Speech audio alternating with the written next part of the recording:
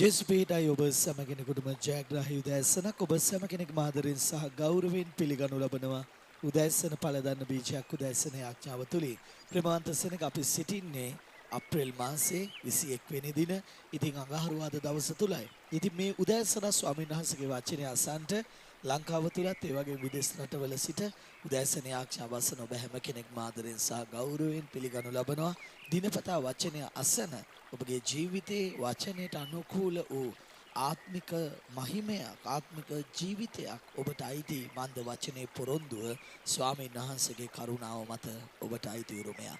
ඉතින් ඒ වගේම ප්‍රථම වතාවට මේ ආඥාවට සවන් දෙන ඔබවත් අපි ආදරෙන් පිළිගනු ලබනවා. දිනපතා මේ ආඥාව උදෑසන අසන්න එවිට ස්වාමීන් වහන්සේගේ කරුණාව දැනගැන්ම මත ආලේපේ මත ඔබගේ ජීවිතයේ සියලු දේවල් සම්පූර්ණ කරන්න පටන් ගන්නේ. සියල්ල ඔබගේ ජීවිතේ උරුමයක් බවට පරිවර්තනය කරනවා. එසේනම් ප්‍රේමවන්ත සෙනග අද දවසේදී ඊටමත් අනර්ග දෙයක් ගැන මම ඔබත් එක්ක බෙදා ගන්න යනවා මේ උදෑසන. ඉතින් බොහෝ අය හිතනවා බොහෝ අයගේ ජීවිතවල දෙවියන් වහන්සේ හමු වීම එහෙම නැත්නම් එක අවස්ථාවක එක මොහොතක සභාවකට ඇතුල් වීම එහෙම නැත්නම් යේසුස් වහන්සේව දැන ගැනීම එහෙම නැත්නම් සුභාරංචි ඇසීම එහෙම නැත්නම් උන්වහන්සේව දකින්න අවස්ථාවක් ලැබීම කොහොමද වචනයට අනුව උන්වහන්සේගේ වචනය දැනගන්න ලැබීම මේ අවස්ථාවන් වලින් ඔවුන් හිතනවා ඔවුන් දෙවියන් වහන්සේව අඳුර ගන්න යම් දොරක් නැත්නම් තොරතුරක් ඔවුන්ට ලැබුණා. ඒ වගේ මේ තොරතුරු ඔවුන්ගේ ජීවිතෙන් නැති වෙලා ගියා කියලා බොහෝ අය හිතන්න පුළුවන්. ඒත් ප්‍රේමාන්ත සෙනග මම ඔබට කියනවා උන්වහන්සේව ඔබ අඳුර ගන්න එක අහම්බයක්වත් හදිස්සියක්වත් අනතුරක්වත් එහෙම නැත්නම් සැලැස්මක් නැතුව සිදුවුණු දෙයක් නොවේ. මම ඔබට කියන්නේ ඔබ දෙවියන් වහන්සේ ඔබට හමු වීම. ඒ වගේම උන්වහන්සේ ඔබව තෝරාගත්ත දේ ඒ අතර ලොකු සම්බන්ධතාවයක් තිබෙනවා. ඉතින් සමහර වෙලාවට බොහෝ මිනිස්සු තමන්ගේ ජීවිතේ ප්‍රශ්න, පීඩාවන්, වේදනාවන් මේ මැදින් ගමන් කරද්දී සමහර අවස්ථාවන් වලදී ඔවුන් උත්තර බලාපොරොත්තු වෙන උත්තරේම ඔවුන්ට ලැබුණ නැති වුනහම බොහෝ අවස්ථාවන් වල මිනිස්සු උන්වහන්සේ වත්තරට දාලා යනවා. ජීවිතේ පරාද උණු සිතුවිලි වලින් ඒ වගේම කලකිරීමේ එහෙම නැත්නම් වේදනාවෙන් බලාපොරොත්තුවක් නැතුව විශ්වාසවන්තකමක් නැතුව ඒ ප්‍රේමවන්ත සෙනග දෙවියන් වහන්සේ ඔබව තෝරාගත්ත මොහොතේ ඉඳලා උන්වහන්සේට ඔබ ගැන සැලැස්මක් තිබෙනවා. මන්ද දේව වචනේ මෙන්න මේ සැලැස්ම ඔබ තේරුම් ගන්න එක හරිම වැදගත්. ඒ කියන්නේ ඒ සැලැස්ම තමයි දෙවියන් වහන්සේගේ අවධානය ඔබ වෙත යොමු වෙලා තිබෙනවා. මේක බොහෝ මිනිසයන් තේරුම් ගන්නේ නැති නිසා ඔවුන්ගේ ජීවිතේ ඔවුන්ට හිතුමනාපෙට ඔවුන් නැවිදිනවා. දැන් සමහර වෙලාවට මේ ආඥාව මේ උදෑසන අසන ඔබත් ඒ වගේ වෙන්නේ නැති. උන්වහන්සේ වඳුරගෙන උන්වහන්සේ පිළි අරගෙන ඔබ හිතුමනාපේ ඔබට ඕන දේවල් ඔබේ ජීවිතේ කර ඔබට ඕන ආකාරයෙන් ඔබ ජීවිතේ ගමන් කරන කෙනෙක් වෙන්න පුළුවන්. එහෙම නැත්නම් ප්‍රශ්නයක් වුණාම දෙවියන් වහන්සේ හොයන කෙනෙක් වෙන්න පුළුවන්. එහෙම නැත්නම් රෝගයක්, ආර්ථික ගැටලු මේ දේවල් නිසා ඔබ දෙවියන් වහන්සේ හොයනවා. ආයිත් ඒ හැම දෙයකින්ම ඔබ නිදහස් වෙද්දී ආයිත් ඔබ ලෝකයේත් එක්ක ගනුදෙනු කරමින් ලෝකයට හැරී යන කෙනෙක් වෙන්න පුළුවන්. මම ඔබට යමක් සිතන්නට දේව වචනේ තාමත් අනර්ග කාරණාවක් මම ඔබට මේ උදෑසන පෙන්වලා දෙන්නට කැමතියි. ප්‍රේමවන්ත සෙනග අපි යමු වචනය තුලට. හේබ්‍රේව පොතේ 10 වෙනි පරිච්ඡේදයේ 31 වෙනි පදය. අද දවසේදී අපගේ උදෑසන පළදන්න බීජයක් උදෑසන ආඥාව මෙනෙහි කිරීමේ වචනය. හේබ්‍රේව පොතේ 10 වෙනි පරිච්ඡේදයේ 31 වෙනි පදය. බලන්න මෙතන වචනය සඳහන් කරනවා. ජීවමාන වූ දෙවියන් වහන්සේගේ අත්වලට අසුවීම භයානක දෙයක්ය. බලන්න ප්‍රේමවන්ත සෙනග. ඔබට මේ වචනේ පේනවද? දේ වචනේ කියන්නේ ජීවමාන දෙවියන් වහන්සේගේ අත්වලට අසුවීම භයානක දෙයක්ය. එහෙනම් ඔබ දන්නවද ඔබ උන්වහන්සේගේ අත්වලට අසු වෙලා ඉවරයි.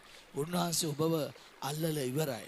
ඒ වගේම උන්වහන්සේගේ හස්තයෙන් ඔබට උන්වහන්සේ දෑත දිගු කරලා ඉවරයි.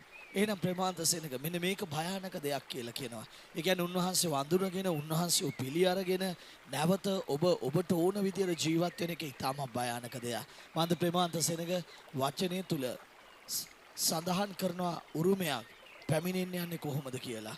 උරුමයක් ඔබගේ ජීවිතේ ක්‍රියාත්මක වෙන්නේ කොහොමද කියලා. ඉතින් ප්‍රේමවන්ත සෙනඟ උරුමයක් පැමිණෙන්නට යන්නේ උන්වහන්සේගේ හස්තය ඔබ කෙරෙහි පැමිණුණායින් පස්සේ. ඒ වගේම උන්වහන්සේගේ අත තැබීම ඔබ කෙරෙහි පැමිණුණායින් පස්සේ. උන්වහන්සේ ඔබව හයියෙන් අල්ලගන්න මොහොතේදී. එහෙනම් මම ඔබට කියනවා දේව වචනේ පැහැදිලි කරනවා උන්වහන්සේගේ බලන්න ජීවමාන දෙවියන් වහන්සේට උන්වහන්සේගේ අත්වලට අසුවීම ඉතාමත් භයානකයි. බලන්න දේව වචනේ එක පැහැදිලි කරනවා. හේබ්‍රේව පොතේ 10 වෙනි පරිච්ඡේදයේ 31 වෙනි පදේ ජීවමාන දෙවියන් වහන්සේගේ අත්වලට අසුවීම භයානක දෙයක් කියලා. ඉතින් මම අද දවසේදී ඔබට කියනවා යක්ෂයා හැම මොහොතකදීම කැමති ඔබ උන්වහන්සේගේ දෑතින් ගිලිහෙනවා දකින්න. ඒත් උන්වහන්සේ හැම මොහොතකදීම කැමති ඔබ උන්වහන්සේ තුල උන්වහන්සේව තදින් අල්ලගෙන සිටිනවා දකින්න. ඉතින් අද දවසේදී මේ වචනය මත මම ඔබට ආශිර්වාද කරන්ට යනවා. ඔබේ ජීවිතයේ දෙවියන් වහන්සේ සියල්ල සම්පූර්ණ කරන්ට යනවා. අපි ආශා කරමු.